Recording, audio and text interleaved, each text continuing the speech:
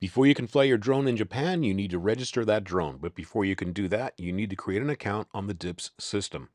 In today's video, I'm going to show you how to do that. First, go to the registration page at the link below, click Register Online, and the Drone UAS Information Platform System 2.0 page opens. Now don't worry, you might not see this particular aircraft. This graphic is dynamic. Click Login and Account Creation, and under If you have not opened an account, click Open an Individual Account.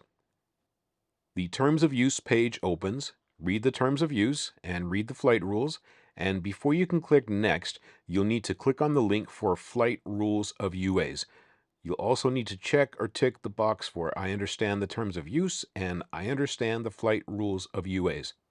Then you can click Next. On the next page, fill out the form.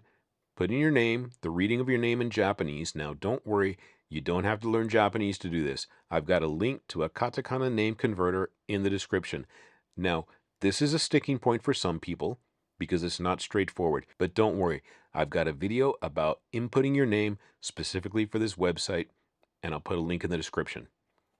Next, fill out your address, birth date, phone number, email address, confirm your email address, and create a password. Next, click Confirm, and the confirmation screen opens. Make sure the information is correct before hitting Open. Congratulations, you've created an account, but you can't do anything with that account until you get an email from the DIPS system. That email will have Japanese at the top. Scroll down to the bottom for the English version. Note that you cannot reply to this email address. Your login ID will be in the email, and what you're looking for is the top URL. And in my next video, I'm going to take you through how to register a drone.